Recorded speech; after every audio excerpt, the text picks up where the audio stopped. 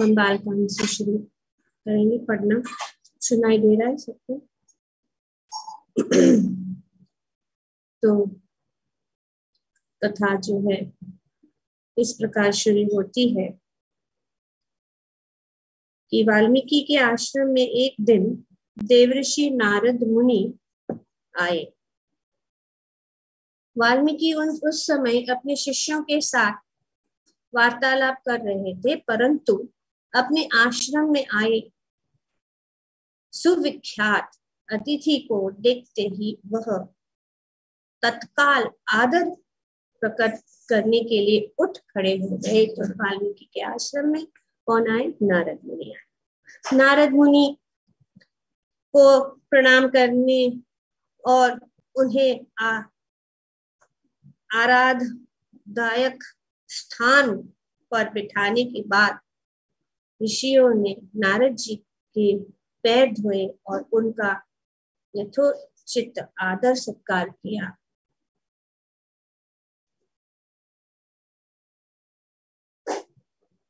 एक दूसरे से कुशल क्षेम पूछने के बाद वाल्मीकि बोले, सत्य को जानने वाले में सर्वश्रेष्ठ हे नारद मुनि, कृपा करके मुझे बताइए कि पृथ्वी में इस समय सभी महान पुरुषों में सर्वश्रेष्ठ कौन है? बहुत सारे प्रश्न यहाँ पे जो है वाल्मीकि जी ने नारद मुनि से पूछे। पहला प्रश्न है कि पृथ्वी में सर्वश्रेष्ठ इस समय सभी महान पुरुषों में सर्वश्रेष्ठ कौन है? वो कौन है जो सर्व अधिक ज्ञानी और सबसे अधिक शक्तिशाली है? वो कौन है जो सर्वाधिक सुंदर और सुदर्शन है? वो कौन है जो उदार हृदय, सत्यनिष्ठा, कृतज्ञ और सर्वाधिक चतुर है? वो कौन है जिसके चरित्र निष्कलंक है और जो सदैव दूसरे जीवों का कल्याण होने के कार्य में रत रहता है? वो कौन है जिसके मन में कभी भी क्रोध या द्वेष फटकता तक नहीं है और फिर भी जिसके समस्त देवी देवता तक डरते हैं? वो कौन है जिसके पास तीनों लोकों में रहने वाले प्रत्येक जीव को सुरक्षा प्रदान करने की शक्ति है? वो कौन है जिन पर सौभाग्य की देवी लक्ष्मी पूर्णतया न्योछावर रहती है? कौन है वो जो समस्त ऐश्वर्यों के पूर्ण आधार है? तो इतने सारे प्रश्नों की वर्षा जो है वाल्मीकि जी ने नारद मुनि के सामने प्रस्तुत की। और नारद मुनि बोले कि हे ऋषिवर, राम नामक एक राजा है जिन्होंने इक्ष्वाकु वंश में महाराज दशरथ के पुत्र के रूप में जन्म लिया। तो डायरेक्टली यहाँ पे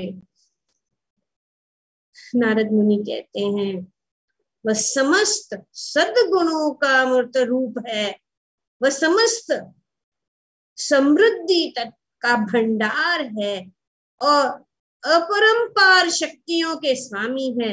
उनकी बलशाली भुजाएं उनके घुटनों तक पहुंचती है और ग्रीवा शंख की समान 3 रेखाओं से आभूषित है। उनका वक्षस्थल और उनके कंधे चौड़े हैं। उनका शीश अत्यंत भव्य है और उनके नेत्र विशाल है। उनका रंग हरित आभायुक्त सांवला और दैत्यमान है। उनका कद मध्यम लंबाई का है और उनके हाथ पे सम्मित और सुगंधित है। उनकी विद्वता अथाह है और वह अत्यंत संयमी। उनकी वाणी गंभीर है और वह अत्यंत वाक्पटु है। तो यहाँ पे श्री नारद मुनि जो है श्री राम जी की चरित्र की वर्णन कर रहे हैं और आगे कहते हैं कि अस्त्र शस्त्रों के संचालन में राम पूर्णतः पर प्रवीण है। वह वेदों के पूर्ण ज्ञाता है। वह धार्मिक सिद्धांतों का आदर्श रूप से पालन करते हैं और वह वर्णाश्रम व्यवस्था के ध्वजावाहक है। एक और वह समस्त शत्रुओं के संहार है, तो वही दूसरी ओर वह पूर्णतया समर्पित आत्माओं के एकमात्र आश्रयदाता है। उनकी संकल्प शक्ति अटूट है और उनकी स्मृति त्रुटिहीन है। वह बुद्धिमान, दयालु और सागर के समान गंभीर है। युद्ध में उनका पराक्रम सर्वश्रेष्ठ नायक के समान होता है। सभी जीवधारी उन्हें प्रेम करते हैं और वह मित्रों व शत्रुओं दोनों के प्रति निष्पक्ष रहते हैं। तो इस प्रकार से जो है श्री नारद मुनि श्री राम जी के चरित्र का वर्णन श्री वाल्मीकि जी से करते हैं, क्योंकि उन्होंने पूछा है कि कौन है सर्वश्रेष्ठ। राम का बल हिमालय के समान है। उनकी शक्ति और साहस भगवान विष्णु के समान है। सुंदरता में वे पूर्णमासी के चंद्रमा की को भी मात करते हैं। उनकी सहनशीलता पृथ्वी के समान है और उनके क्रोध समस्त ब्रह्मांड को जलाकर राख कर देने वाली प्रचंड अग्नि के समान है। सत्य तो ये है कि राम ही संपूर्ण ब्रह्मांड की पालनहार है और भगवान विष्णु के अवतार होने के कारण वह सभी प्रकार से उनके समान है। तो यहाँ पे श्री नारद मुनि श्री राम जी के विषय में वर्णन कर रहे हैं। तो इस प्रकार से नारद मुनि ने संक्षेप में भगवान रामचंद्र का जीवन परिचय दिया और फिर वाल्मीकि को बताया कि यह पूर्ण पुरुषोत्तम भगवान इस समय सबसे आदर्श रूप में अपनी प्रजा पर शासन कर रहे हैं। सो वाल्मीकि जी ने रामायण की रचना उसी समय की जब श्री राम जी इस धरा धाम पर उपस्थित थे। तो यहाँ पे जो है बताया जा रहा है और नारद मुनि कह रहे कि वे अभी है यहाँ। वे जो है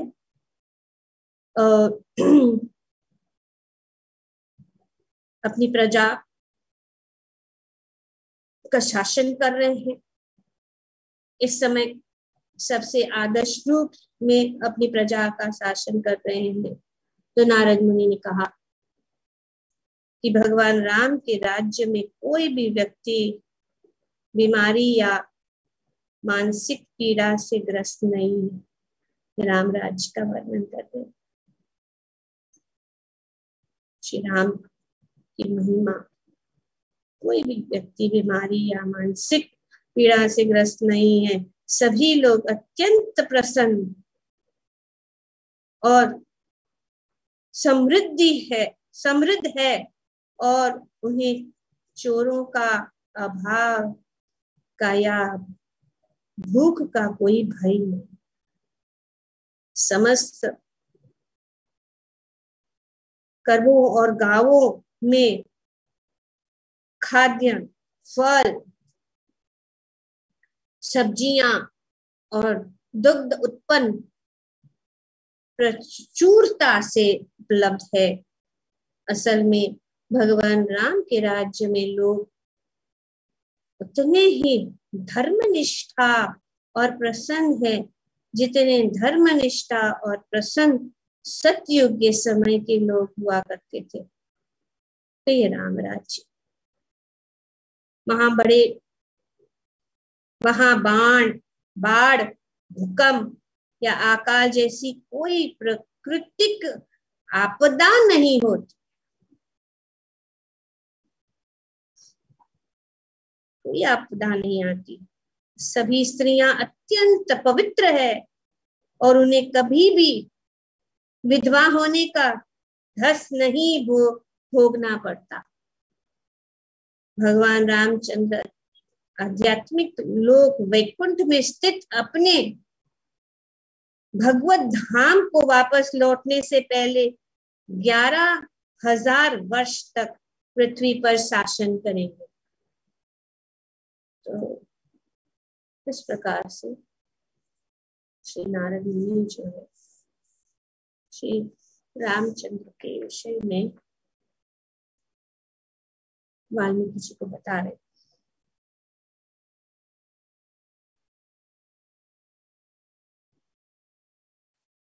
इसके बाद नारद जी आगे की अपनी यात्रा के लिए चल पड़े और उनके जाने के बाद वाल्मीकि अपने शिष्य भरद्वाज के साथ तमसा नदी के तट की ओर चल पड़े। तो नारद मुनि वहां से चले। नारद मुनि जो है हमेशा भ्रमण करते, एक जगह से एक जगह पे नहीं रहते, जाते चले गए आगे। उन्होंने उनके प्रश्न का उत्तर दिया, उनको संकेत कर दिया, उनको बता दिया। और फिर वाल्मीकि जी अपने शिष्य भरद्वाज के साथ तपसा नदी के तट पर की ओर चल पड़े। वाल्मीकि नदी के तट पर बैठकर नारद जी की कही हुई बात के बारे में ग्रहण, चिंता, मनन करने लगे। तो उन्होंने जो भी नारद मुनि ने बताया उनका मनन और चिंतन करने लगे।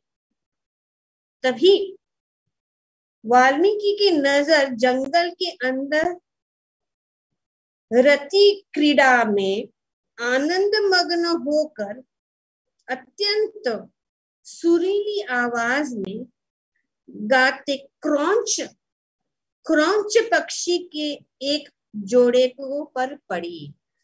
तो अब जैसे ही वो वहां पे थे तमसा नदी के पास में और भी विचार ही कर रहे थे, जो नारद मुनि की बातों का विचार कर रहे, तब उनकी नजर जंगल में ये दो पक्षियों के ऊपर जो संभोग कर रहे, जो अपने बीच में आनंद ले रहे थे, ये क्रौंच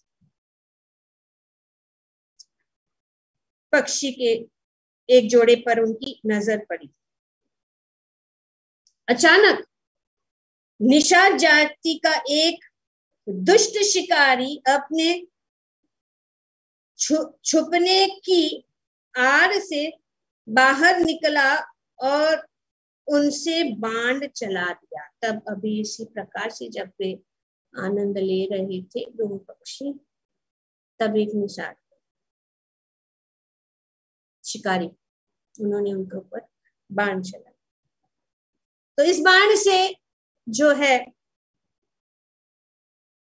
वो एक जो क्रौंच मतलब जो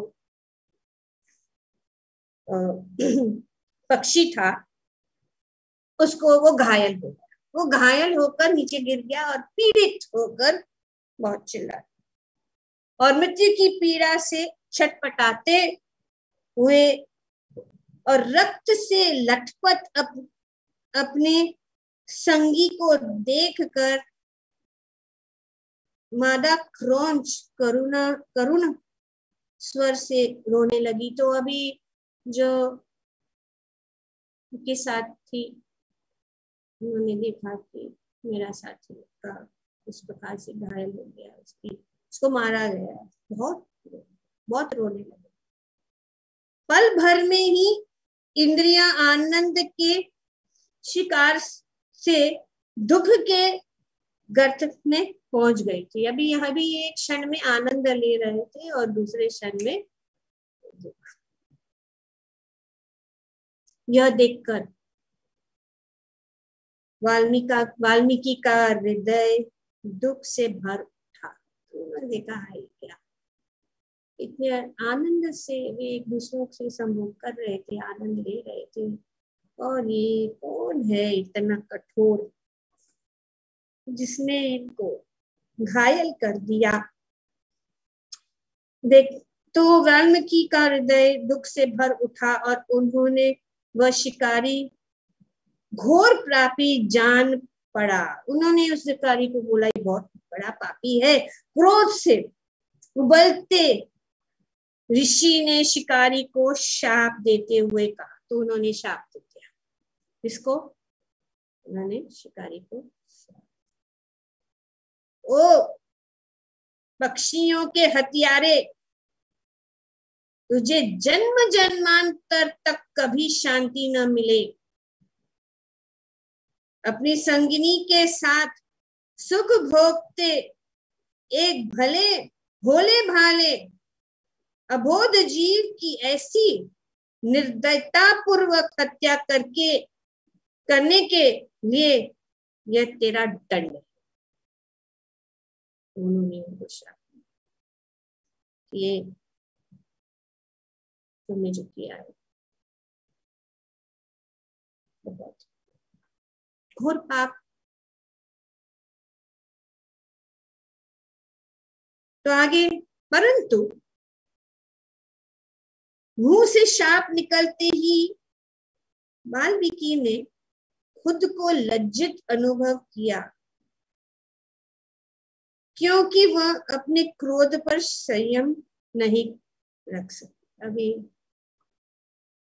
हम देखते हैं कि ऋषि मुनि भी अपने क्रोध के ऊपर संयम, और वे पहचान कि हमने जो है इस प्रकार से उनको श्राप दे दिया। एक प्रबुद्ध आत्मा होने के कारण वह यह भली भांति जानते थे कि सभी जीवधारी भौतिक जगत के तीनों गुणों के वशीभूत होकर असहाय रूप से कार्य कर रहे। तो चाहे बड़ा ऋषि क्यों ना हो, यहाँ पे बताया गया कि एक प्रबुद्ध आत्मा जानते हैं, फिर भी ये प्रकृति के तीन गुण इतने शक्तिशाली है कि ऐसे व्यक्ति को भी वे जो है असहाय करते हैं और इसके उन्हें पता नहीं कैसे कार्य करने में लगा देते हैं। इस प्रकार वाल्मीकि को इस बात पर खेद हुआ कि उन्होंने शिकारी का प्रतिकार करके उसे शाप दे दिया, परंतु साथ ही इस बात का भान होते ही उन्हें आश्चर्य हुआ कि उनके मुख से शाप के शब्द छंद की सही सही मात्राओं के रूप में बाहर निकलने, और ऐसा जान पड़ा कि वाल्मीकि के इस शाप में भगवान राम की जीवन कथा में चरित्र उन प्रबल भावनात्मक अभिव्यक्ति का संकेत था जिस पर वो नारद जी के साथ हुई भेंट के बाद से ही विचार कर रहे थे। अभी जो विचार मन में हो रहा था, विचार क्या हो रहा था पहले कि वे नारद मुनि ने जो कुछ भी बताया है उसके विषय में विचार कर रहे, और इसके बीच में ये प्रसंग हो गया कि उन्होंने वो जो है शिकारी को देखा कि उन्होंने एक असहाय निर्दोष प्राणी का को उन्होंने मार दिया, और फिर उन्होंने उनके मुख से वो श्राप, पर तब जब उन्होंने वो श्राप वाले शब्द बोले, उन्होंने देखा कि वो शब्द जो है जो उनके मुंह से निकले, वो जो असल में श्राप थे, वे एक्चुअली बहुत ही सुंदर जो है छंद, शब्द के छंद के रूप में उनके मुख से निकला हुआ, और वो आश्चर्यचकित हो गए। और इस छंद में इस वाल्मीकि के श्राप जो एक छंद के समान था, राम की जीवन कथा की चरित्र, ये बहुत ही आश्चर्यजनक कि हम समझ नहीं सकते कि किस प्रकार से श्राप जो है राम की चरित्र उस प्रबल भावनात्मक अभिव्यक्ति का संकेत था जिस पर वो एक नारद जी के साथ हुई भेंट के बाद से ही विचार करते। चलिए वो जो विचार था वही एक श्राप के रूप में। विचार क्या था कि जो सब रामचरित्र के विषय में जो नारद मुनि ने बताया था उनके बारे में वाल्मीकि ने भरद्वाज से कहा, मेरे दुख से 4 पंक्तियों का एक श्लोक व्यक्त हुआ जिसकी प्रत्येक पंक्ति में 8 मात्राएं हैं। तो ये अनुस्तुभ छंद है जिसमें 8 पंक्तियां मात्राएं हैं। और ये कैसे निकला? शोक के एक अत्यंत सुंदर श्लोक निकला जिससे यह पता चलता है कि बिना करुणा के कोई भी मौलिक काव्यात्मक अभिव्यक्ति संबंध नहीं होता है।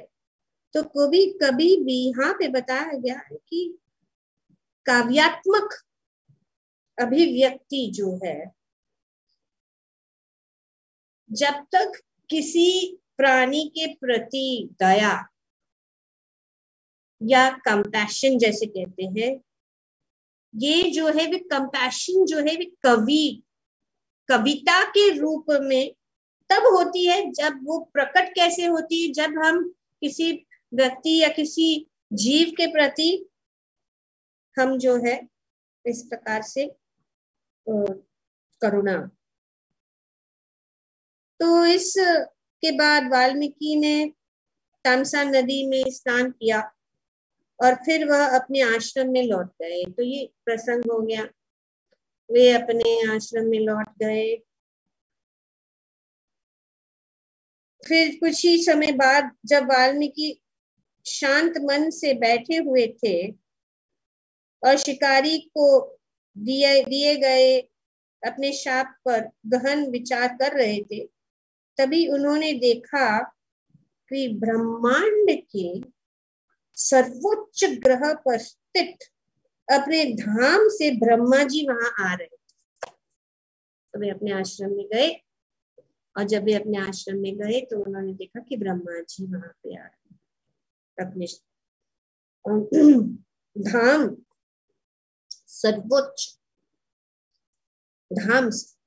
यह देखकर वाल्मीकि अत्यधिक चकित हुए और भगवान विष्णु की नाभि से प्रकट होने वाले इस ब्रह्मांड के द्वितीयक सृष्टा का अभिनंदन करने के लिए वह तत्काल अपने आसन से प्रसन्नता पूर्वक उठ कर खड़े हो गए। और ब्रह्मा जी जब वाल्मीकि के सामने आए तो वाल्मीकि ने अत्यंत विनम्रता पूर्वक शीश झुकाकर उन्हें प्रणाम किया। तो ब्रह्मा जी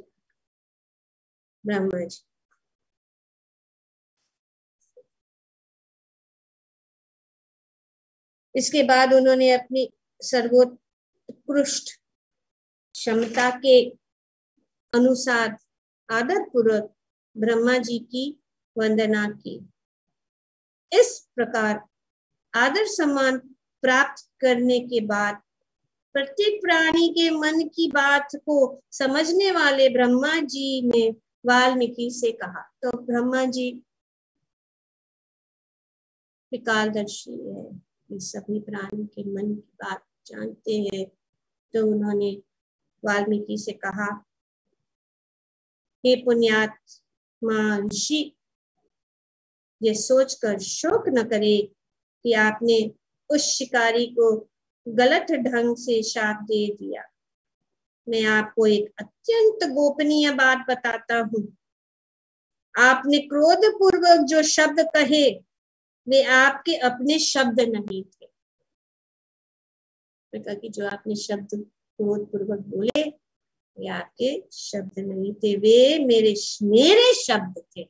तो ब्रह्मा जी ने कहा कि एक्चुअली वे तुम्हारे शब्द नहीं थे, वे मेरे शब्द थे, जो मेरी इच्छा के कारण आपके मुख से निकल पड़े, ताकि मैं आपको एक महान कार्य करने के लिए प्रेरित कर सकूं। तो ब्रह्मा जी ने कहा कि ये जो आपके मुख से जो श्राप पूर्वक जो शब्द निकले वो आपके नहीं थे, वो मेरे थे, क्योंकि मैं आपको प्रेरित करना चाहता था कि आपके द्वारा एक महान कार्य हो। तो महान कार्य करने के लिए प्रेरित कर सकूं, वे प्रेरित करना चाहिए, क्योंकि वे भी सोच रहे थे अरे ये क्या हो गया, ये मैं श्राप ले रहा हूं लेकिन ये इतने शुद्ध शब्द कैसे निकले। इस जगत के सभी प्राणियों के अब समय आ गया है। तो ब्रह्मा जी कह रहे हैं कि अब समय आ गया है कि आप भगवान रामचंद्र की जीवन गाथा की रचना करें। तो वाल्मीकि जी को ब्रह्मा जी कह रहे हैं कि आप समय आ गया है कि आप भगवान रामचंद्र की जीवन कथा गाथा की रचना करें। इस जगत के सभी प्राणियों के पूर्ण कल्याण के उद्देश्य से इसमें भगवान की समस्त आध्यात्मिक लीलाओं का वर्णन होगा। दोनों ने श्री वाल्मीकि जी से कहा कि आप जो है इसकी रचना करिए, भगवान श्री रामचंद्र की जीवन गाथा को आप की रचना करो। मेरे प्रिय वाल्मीकि, अपनी बेचैनी का त्याग करें। अभी आप जो बेचैन हैं उसको त्याग करें। मेरे वरदान की शक्ति से आपको ऐसी दिव्य दृष्टि प्राप्त होगी जिससे आप अपने हृदय में वह सभी चीजें स्पष्ट रूप से देख पाओगे जिसके बारे में आपको ज्ञान नहीं है। तो वाल्मीकि को उन्होंने बताया कि आप सब कुछ जान मेरे आशीर्वाद से आप रामायण की रचना करेंगे जो त्रुटिहीन होगी, कोई त्रुटि नहीं हो सकती।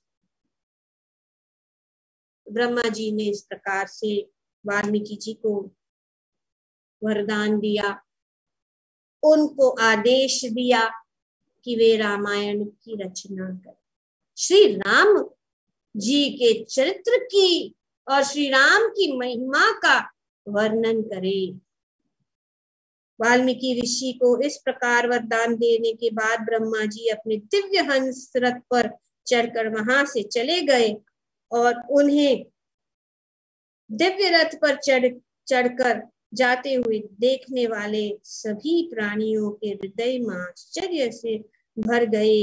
इसके बाद भगवान रामचंद्र की समस्त लीलाओं के दर्शन करने के लिए वाल्मीकि ध्यान लगाकर बैठ गए।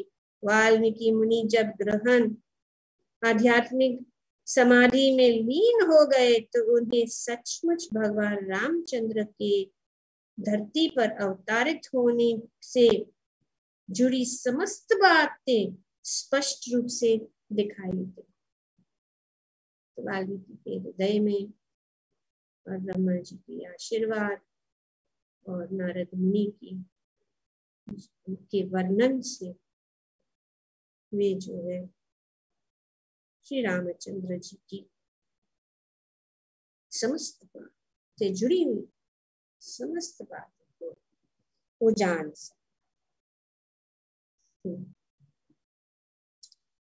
यह सुनकर अचरज हो सकता है, परंतु जिस प्रकार आजकल हम दूर की घटनाओं का ताजा हाल टेलीविजन पर देख सकते हैं, ठीक उसी प्रकार वाल्मीकि मुनि भगवान राम के संपूर्ण जीवन को देख सकते। हृदय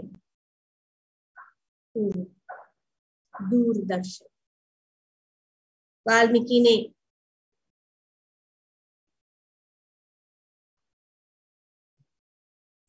24 क्या बोलते हैं 24 24,000 श्लोकों में रामायण की रचना, 24,000 श्लोक,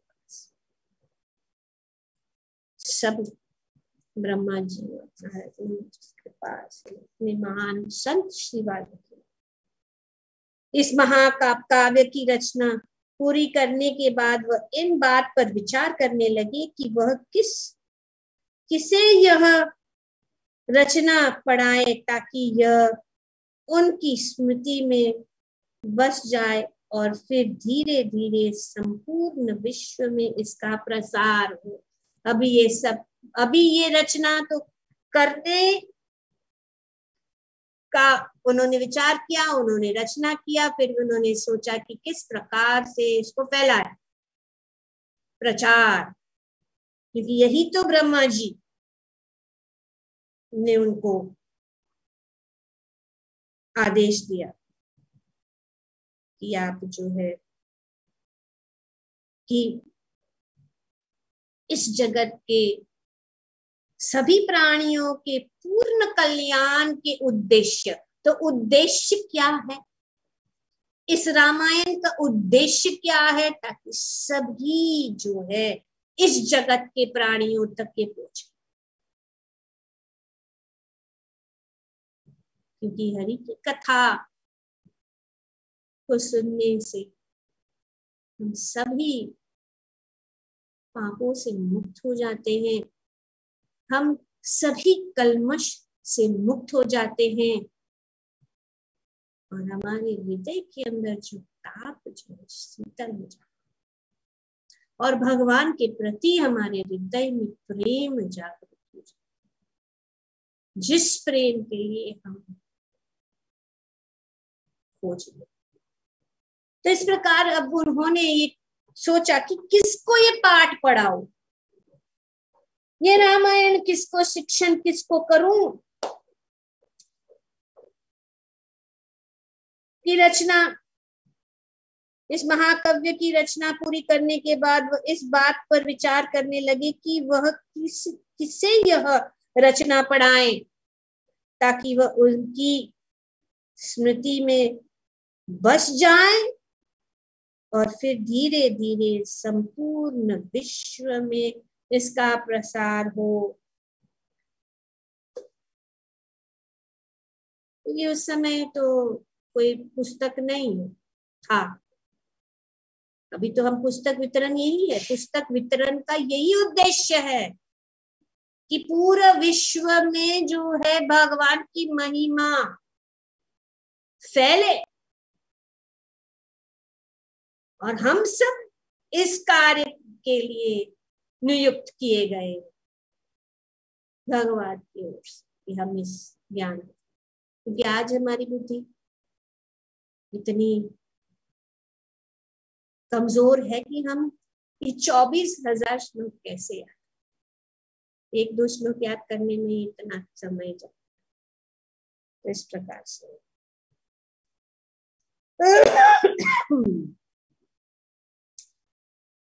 उस समय छपाई की प्रेसों का आविष्कार नहीं हुआ था, या यूं कहे कि उन दिनों लोगों की स्मृति इतनी तीक्ष्ण होती थी कि लिखना ऐसा अनुपयोगी कार्य हुआ करता। ये लिखना अभी हम देख रहे कुछ लोग लिख रहे, लेकिन लिखने की अभी लिखने की जरूरत पड़ती है, क्योंकि हमारा मन, हम स्मरण शक्ति हमारी कम है, इसे लिखिए। वाल्मीकि कभी इस पर विचार करने लगी, अभी क्या करें, अभी ये तो रचना हो गई, अभी क्या करें, कर ही रहे थे कि तभी लव और खुश वहां आए। जैसे ही वे विचार कर रहे थे तो क्या हुआ, कौन आए, लव और खुश वहां आए और उन्होंने विनम्रता पूर्वक उनके चरण स्पर्श किए, जो कि वे प्रतिदिन किया करते। लव और कृष्ण के पास आए, उनके चरण स्पर्श किए जो वे प्रतिदिन किया करते हैं। ऋषियों के समान वेशभूषा वाले ये दोनों बालक राम और सीता के पुत्र थे, जिनका जन्म सीता की निर्वासन के समय हुआ था, और अपने जन्म के समय से ही ये दोनों बालक वाल्मीकि ऋषि की देख रेख में रह रहे थे। तो उसी समय जो है लव और कुश जो उनके पास ही रहे थे, जन्म से ही वे वाल्मीकि के आश्रम में वाल्मीकि ऋषि की देख रेख में रह रहे थे। वाल्मीकि ने जुड़वा बालकों को प्रसन्नता पूर्वक नेत्रों से देखा, और तभी उन्होंने यह असहास हुआ कि ये दोनों बालक ही उनके इस महाकाव्य को प्राप्त करने के सबसे उचित और योग्य पात्र। तो उन्होंने सोचा कि अभी इस महाकाव्य को जो है सीखना और उनको ही सिखाना, और यही पात्र है, सबसे उचित और योग्य पात्र कौन है? लव और कुश। इसके बाद वाल्मीकि ने लव और कुश को अत्यंत सावधानी पूर्वक संपूर्ण रामायण पढ़ाया, और जब उन्होंने अच्छी तरह से याद हो गया तो उन्होंने ब्राह्मणों की एक सभा में पहली बार उनका पाठ किया। तो हो गया पाठ, उन्होंने उनको सिखा दिया। वाल्मीकि जी ने उनको, तब वे जब अच्छी तरह से सीख गए तब उन्होंने ब्राह्मणों के बीच में उन्हें इस पाठ को पढ़ाया। पहली बार इनका पाठ किया उन्होंने ब्राह्मणों के बीच में, उन्होंने इस रामायण को दोहराया। भगवान राम की लीलाओं को सुनते हुए उन विद्वान ब्राह्मणों को अत्यधिक आध्यात्मिक आनंद का अनुभव हुआ। श्री राम की कथा और रामायण को सुनने से अधिक आनंद, आध्यात्मिक आनंद का अनुभव। लव और कुश की अत्यधिक सराहना करने के बाद ब्राह्मणों ने दोनों जुड़वा भाइयों को प्रचुर उपहार प्रदान किए। तो इस प्रकार से उन्होंने बहुत खुश हो उनके ऊपर। उस दिन के बाद से लव और कुश ने रामायण का पाठ करते हुए पृथ्वी के समस्त स्थानों की यात्रा आरंभ की। पूरे पृथ्वी में भ्रमण करने लगे लव और कुश। रामायण की पाठ जहां जहां वे जाते थे वे रामायण श्री राम की गाथा गाते थे, इस रामायण को गाते थे, और पृथ्वी में हर जगह जगह जाकर इन्होंने इस रामायण को फैलाया। उनकी इस यात्राओं के दौरान लव और कुश कौशल प्रांत में स्थित अयोध्या नगरी पहुंचे, और इस प्रकार से वे एक स्थान से दूसरे स्थान भ्रमण करते हुए कहाँ पहुंचे? अयोध्या नगरी। भगवान राम ने संतों के समान वेशभूषा धारण किए हुए इन दोनों बालकों को गलियों में घूमते हुए देखा। तो श्री राम जी ने इन दोनों बालकों को देखा कि अयोध्या की गलियों में ये घूम रहे हैं, क्योंकि ये दोनों बालक उनकी आध्यात्मिक लीलाओं का पाठ कर रहे थे, और अयोध्या के लोग इन बालकों की जय जयकार कर रहे थे। इसलिए भगवान राम अत्यंत प्रसन्नता पूर्वक उन्हें अपनी राजमहल में ले आए। तो भगवान राम ने देखा कि सब जो है अयोध्या वासी वो प्रसन्न हो रहे हैं, उनकी जय जयकार कर रहे हैं। तो श्री राम जी ने उनको अपने जो है महल में, राजमहल में लेके आए। राम इन दोनों बालकों को आदर पूर्वक अपने राज दरबार में ले गए ताकि वे वहां पर सभी लोगों के सामने रामायण का पाठ कर सके।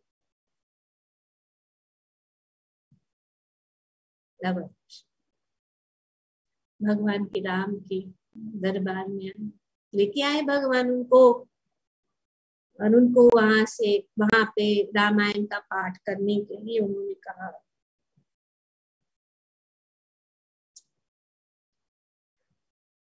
राम का ध्यान इस बात पर गया तो राम जी सोचने लगे, उनका ध्यान गया, भगवान है और राजा भी है, उनका ध्यान गया कि इन बालकों की शारीरिक विशेषताएं पंडितों के समान नहीं है। दिखने में वो पंडित जैसे, उनकी शारीरिक, उनका जो बॉडी बिल्ड है वैसे नहीं है। वो देखते थोड़ा सोचने लगे कि इन बालकों की शारीरिक विशेषताएं पंडितों की समान नहीं है बल्कि क्षत्रियों के समान थी। एक्चुअली ये पंडित के जैसे दिख रहे लेकिन क्षत्रियों के जैसा उनका शारीरिक अपीयरेंस होगा। परंतु इसके अतिरिक्त उन्हें इस बात को जरा भी अनुभव नहीं था कि उनकी वास्तविक पहचान क्या है। भगवान पहचान नहीं पाए कि ये कौन है एक्चुअली। लव कुश ने जैसे ही मंत्र मुग्ध कर देने वाले रामायण का पाठ करना आरंभ किया, वैसे ही राम और उनके भाई उसे सुनने में इतने मग्न हो गए कि उन्हें अन्य किसी भी चीज का कोई भान नहीं रहा। इस प्रकार से वे सुनाने लगे, श्री राम और लक्ष्मण सब उनके भाई जो इतने मग्न हो गए सुनने, उनको भान।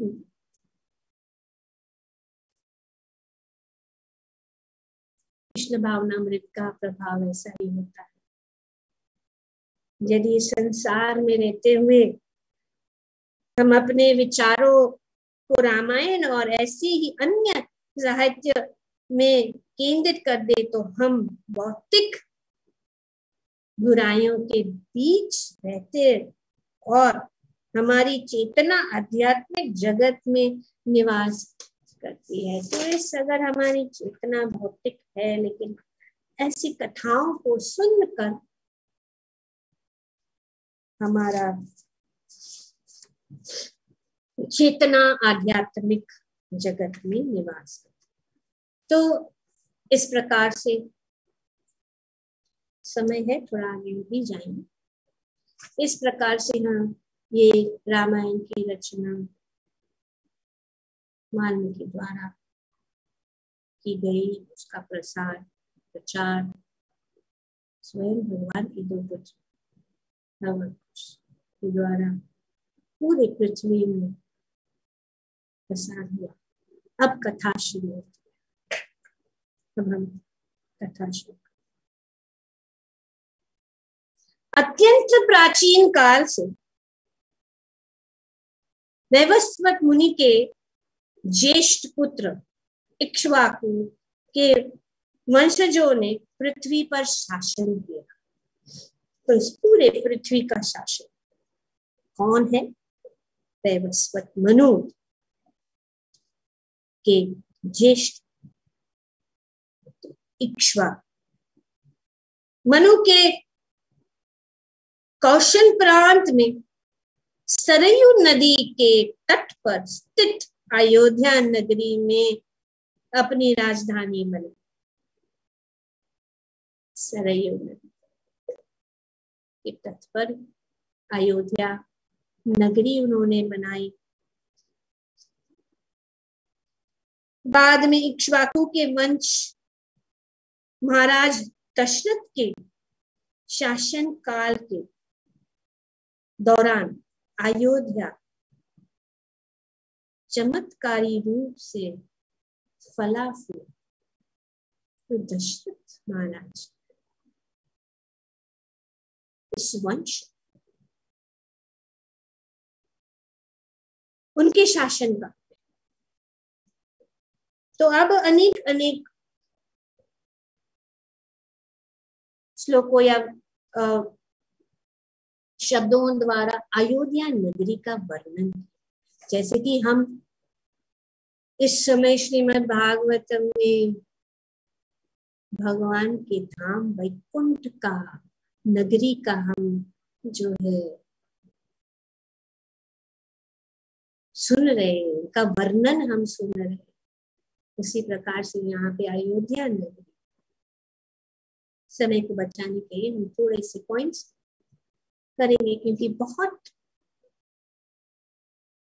डिटेल में यहाँ पे अयोध्या नगरी कैसी थी, क्या अयोध्या नगरी में चौड़े और सीधे मार्ग बनाए गए थे, जिसकी साफ सफाई हाथियों की सुंड से भरी इत्र मिले जल से की जाती थी। तो स्ट्रीट्स ऑफ अयोध्या, वो जो अयोध्या की नगरी की जो ये है मार्ग चौड़ी और विशाल,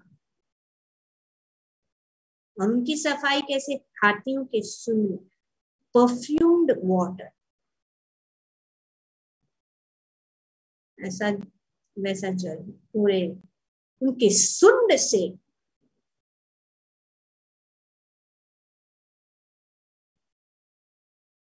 तो ये नगरी का वर्णन किया है, और नगर के जाने वाले महरा वदार, प्रवेश द्वार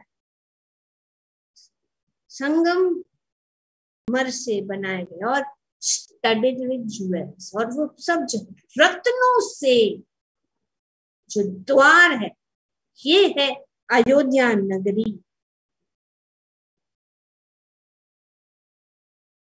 दरवाजों को सोने और चांदी के बनाए गए थे, दरवाजे सोने चांदी, इस प्रकार से ये पूर्ण जो अयोध्या नगरी का यहाँ पे वर्णन, सभी जगहों पर संगीत वाद्य यंत्रों के साथ ही साथ तोतों और मोरों की ध्वनि भी सुनी।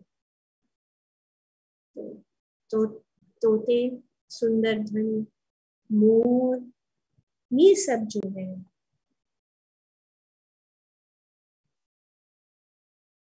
अयोध्या की सड़कें हमेशा यात्रियों से भरी रहती थी, और ये पूरा स्थान भव्य और शांति पूर्वक,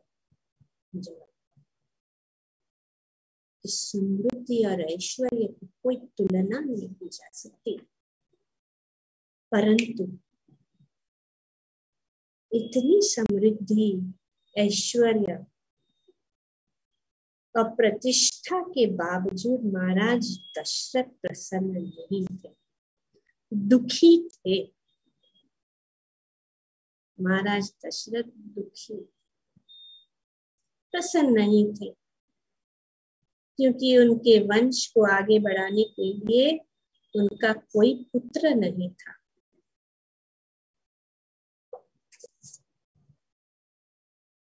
अंततः अत्यधिक सोच विचार करने के बाद उन्होंने अपनी कामना की पूर्ति के लिए एक अश्वमेध यज्ञ करने का निश्चय किया। तो उन्होंने, उनकी इच्छा थी, वे दुखी थे, उनके पुत्र नहीं थे, सोच नहीं, तो उन्होंने सोचा कि कुछ तो उपाय। यहाँ पे हम देखते हैं कि दशरथ महाराज को पुत्र उत्पन्न करने के लिए कुछ उपाय उनको सोचना। मनु के वंश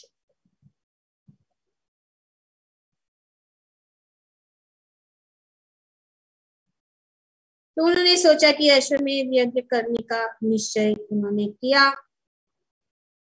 यह विचार आते ही महाराज दशरथ ने अपने प्रधानमंत्री सुमंत्र को पुरोहितों को बुलवाने के लिए भेज दिया। अभी उन्होंने निश्चय किया, अभी ऐसा नहीं कि राजा है तो अपना मन माना के साथ बात काम करे। पहले उन्होंने अपने मंत्री सुमंत्र को राजपुरोहित को बुलाने के लिए भेज दिया। वशिष्ठ और वामदेव की अगुवाई में जब ब्राह्मण वहां पहुंचे तो महाराज दशरथ उनसे बोले, हे द्विज श्रेष्ठ, बहुत लंबे समय से मेरे मन में एक पुत्र प्राप्त करने की कामना रही है, लंबे समय से, परंतु मेरी आशाएं निष्फल रही हैं। मेरा कोई उत्तराधिकारी नहीं है, इसलिए मैं प्रसन्न देखने का और अधिक दिखावा नहीं कर सकता। तो वे बोल रहे कि ये मैं बाहर से ऐसे दिखा रहा हूं कि मैं प्रसन्न हूं, लेकिन अंदर से मैं बहुत दुखी हूं। जो रियल बात है हृदय में बता देना चाहिए भक्तों को। जैसे कि यहाँ पे वे ऋषि और ब्राह्मणों को बुलाकर वे कह रहे कि मैं अभी ये दिखावा नहीं कर सकता कि मैं बाहर से बहुत खुश लग रहा हूँ, लेकिन अंदर से मैं बहुत दुखी।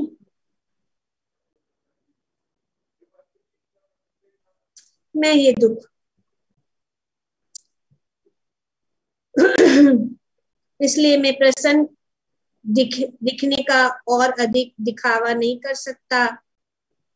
प्रत्येक दिन भर इसी दुख में काट जाता, वैसे इस दुख में मैं अपने दिन को काट रहा हूँ, दुखी हूँ।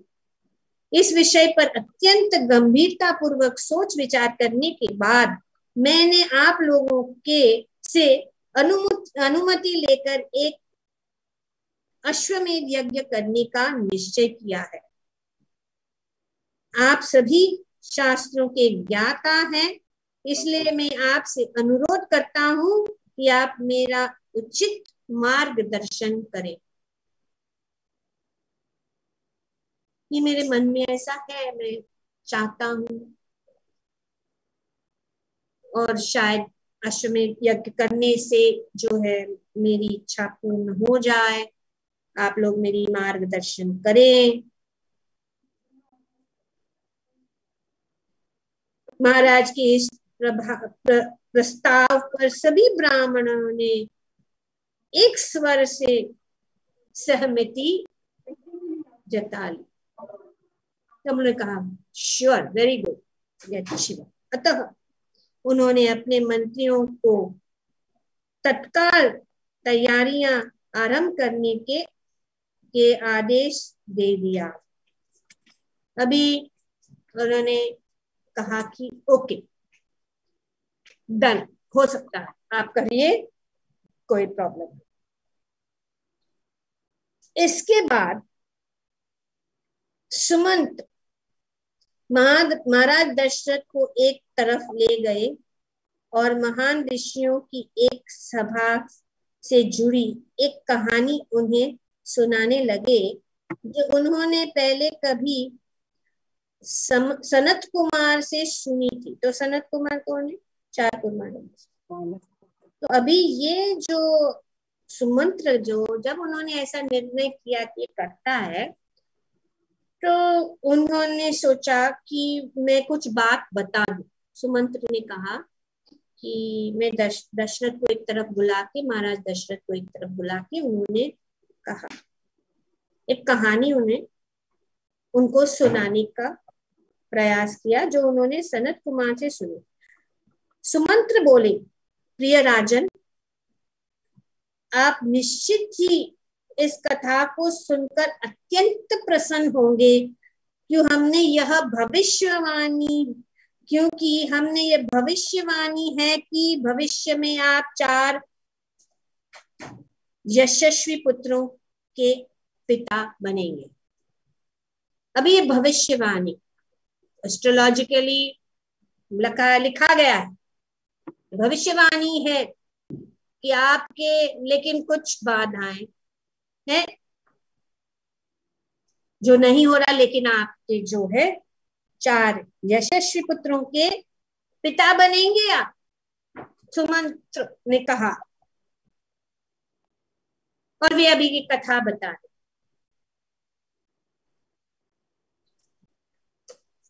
बहुत सारा।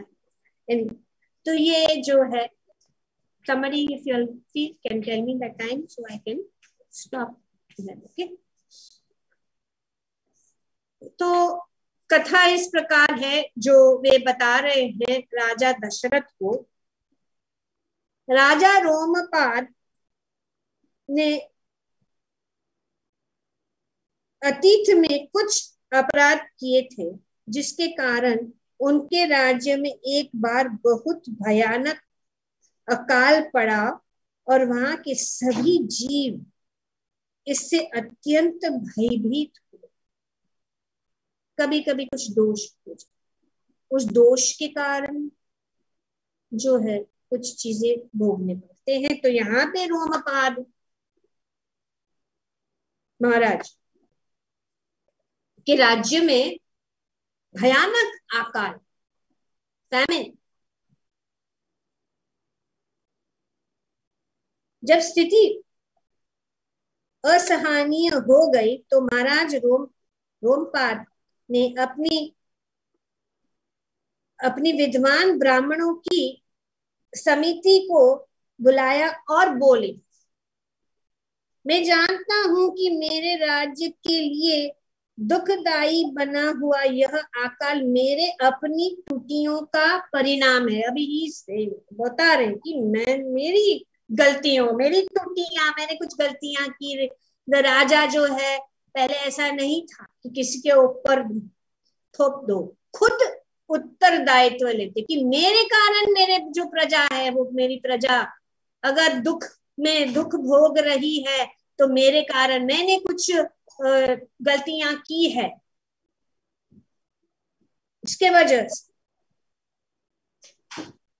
हे द्विज श्रेष्ठों, आपके ज्ञान की कोई सीमा नहीं है, इसलिए कृपया करके कोई ऐसा उपाय बताएं जिससे मैं अपने पिछले सभी पापों से मुक्त हो जाऊं। इस पर ब्राह्मणों ने कहा कि हे राजन, विभंडक नामक एक महान ऋषि है। अभी वे जो है उपाय बताए। क्या उपाय है? विभंडक नामक एक महान ऋषि है जो कश्यप मुनि के पुत्र है और वे वन में रहते हैं।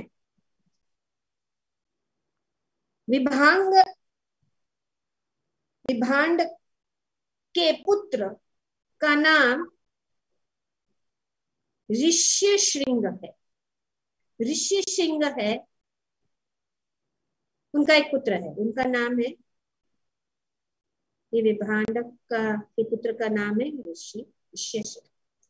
यदि आप उस बालक को अपने राज्य में लाए और अपनी पुत्री शांता का कन्यादान उन्हें करके उनसे विवाह कर दे तो अकाल तुरंत ही समाप्त हो जाए। अभी ये अकाल अगर ऐसा करोगे, ये जो ऋषि है उसके पुत्र को आप अपने राज्य में ले आए और अपनी कन्या जो है उनको दान दे दो, कन्यादान करो, तो अकाल तुरंत ही समाप्त। असल में शांता महाराज दशरथ की पुत्री थी। तो ये शांता कौन थी?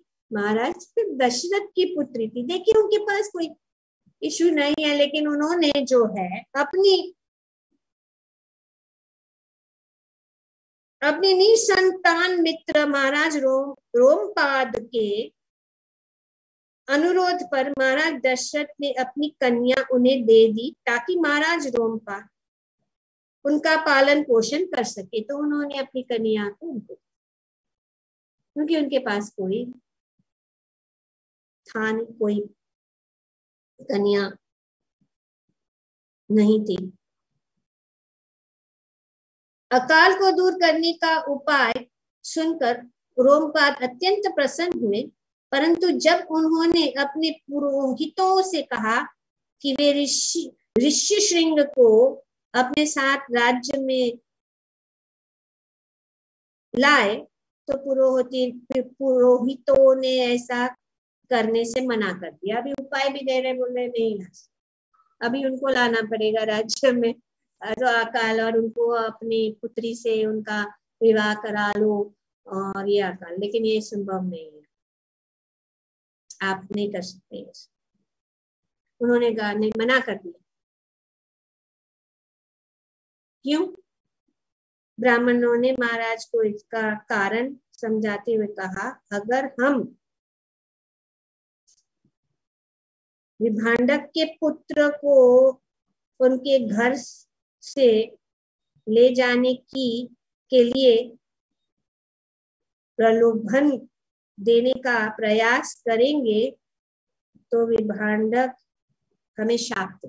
अभी वो अगर वो ऐसा करने की कोशिश करेंगे, उनको वहां से ले आने के लिए अगर हम ट्राई करेंगे तो क्या होगा, वो ऋषि जो है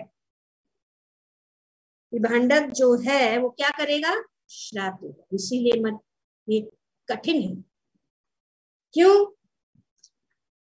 क्योंकि इनका कारण यह है कि ऋषि श्रृंग को मनुष्य से एकांत में रखकर पाला पोसा गया है। तो उन्होंने क्या किया था, उनके पिता ने, ये ऋषि श्रृंग के पिता ने, उन्होंने जो है मनुष्य से दूर, किसी के साथ उनका मिलन, कोई भी मनुष्य,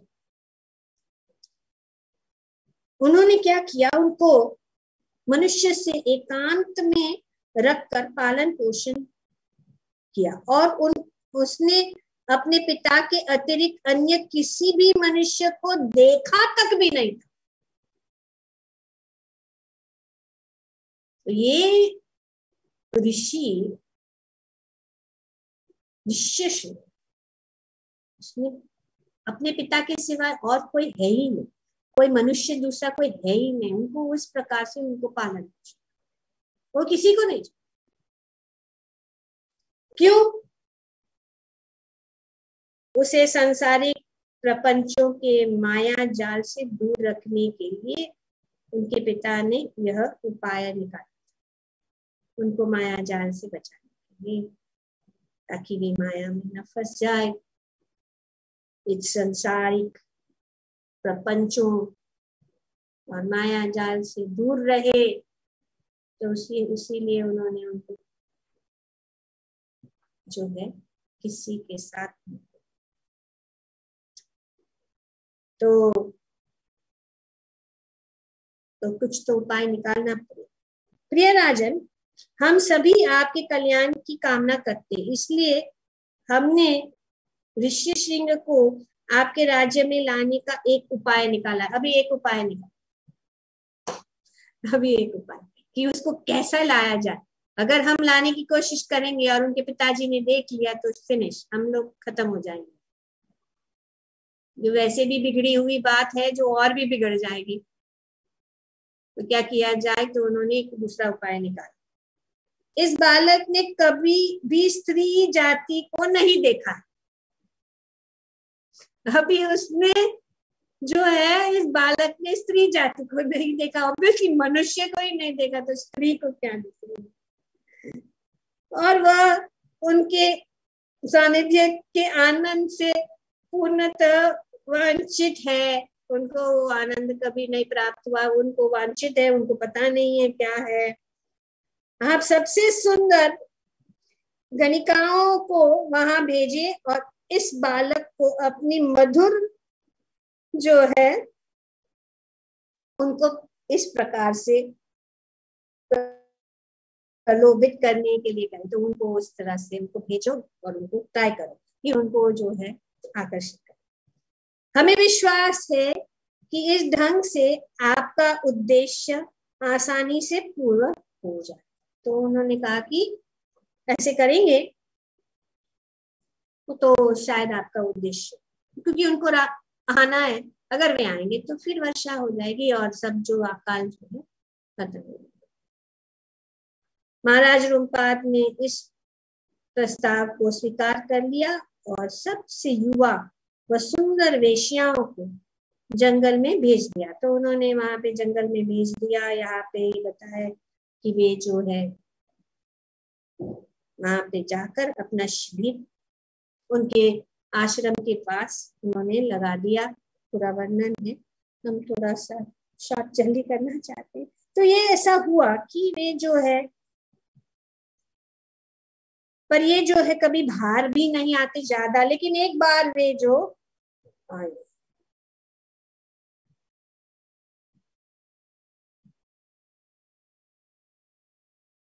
एक बार जब वे उनके पिता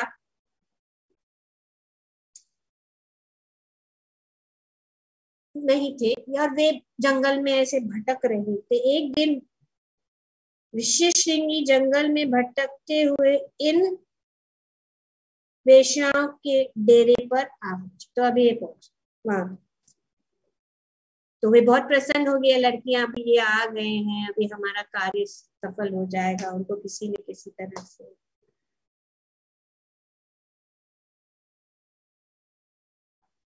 और उन्होंने उनको पूछा आप कौन है, तो उन्होंने बोला हम ऐसे ऐसे ऋषि के पुत्र है। तो उन्होंने देखकर वे बहुत खुश हो गए।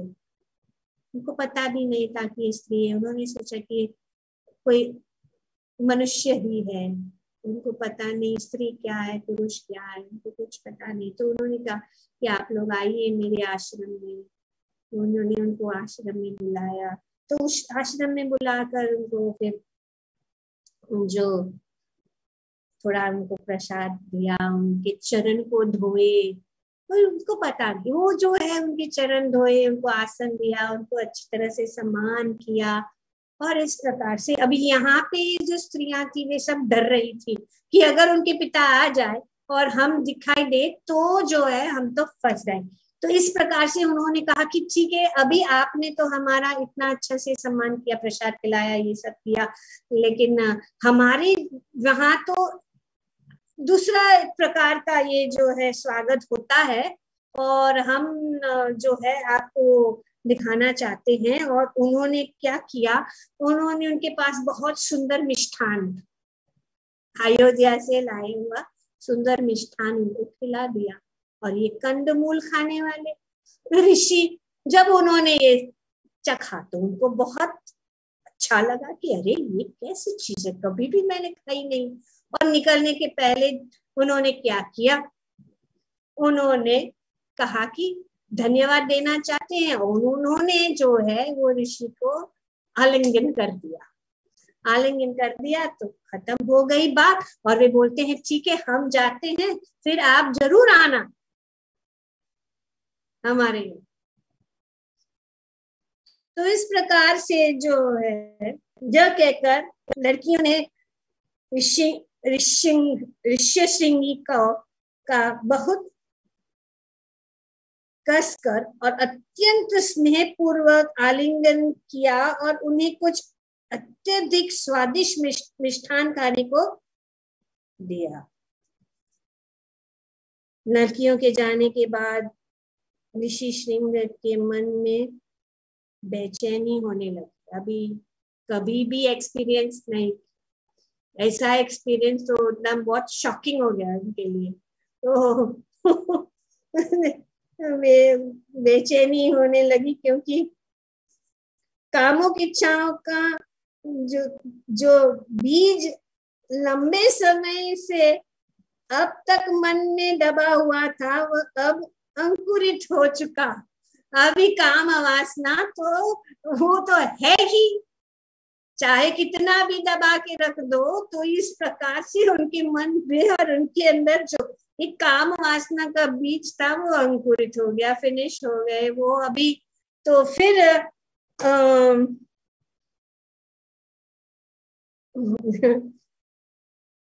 तो इस प्रकार से हो गया। विशेष सिंह चाहकर भी स्वयं की को उन सुंदर लड़कियों के बारे में सोचने से नहीं रोक पाया और उनके बारे में सोचते रहा, क्योंकि उनकी मधुर बातों और कामुक आलिंगनों के उनके मन को जकड़ लिया।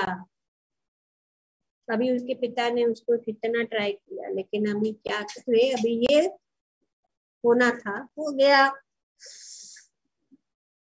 उस रात वह ठीक से सो भी नहीं पाए और अगली सुबह जब उनके पिता किसी कार्य के से कहीं गए हुए थे तो वह सीधे वेश्याओं के डेरे को चल पड़े। ऋषि सिंह को देखकर लड़कियां अत्यंत प्रसन्न हो वे बोली, प्रिय बालक, ये हमारा असली घर नहीं है ना, अभी उनको वहां ले जाना है। तो उन्होंने कहा कि अभी ये तो अपना असली घर नहीं है, हमारे साथ हमारे अद्भुत तैरने वाले आश्रम में आओ। अभी वो बोलने की ये नहीं है, असली नहीं है, आप हमारे तैरने वाले आश्रम में आओ। तो हम आपको एक ऐसी जगह ले जाएंगे जहां हम ज्यादा अच्छी तरह से आपका मनोरंजन कर सके। हमारे पास गौरव किस्मत के फल और कंद मूल है और हम साथ मिलकर इतना अधिक आनंद भोग करेंगे कि समय बीतने का भी पता नहीं। तो अभी ये जो है पूरी तरह से आसक्त हो चुके ऋषि श्रृंग इन्हें किसी हिचक के उन वेश्याओं के साथ चल पड़े। उनको trap. Yes time. Okay, let me finish this first. तो इस तरह से वे वेश्याओं ऋषि श्रृंग को आगे अंग प्रांत के में स्थित महाराज रोमपाद की राजधानी में ले आए। ऋषि श्रृंग को जब गंगा नदी के रास्ते से ले जा रहा था, तभी इंद्रदेव ने बारिश के फुवारे बरसा दी और समस्त जीवधारियों को इस फुहारों से अत्यंत आनंद का अनुभव हुआ। The mission accomplished. Hare Krishna. Thank you very much. आगे का हाल कर। Thank you very much.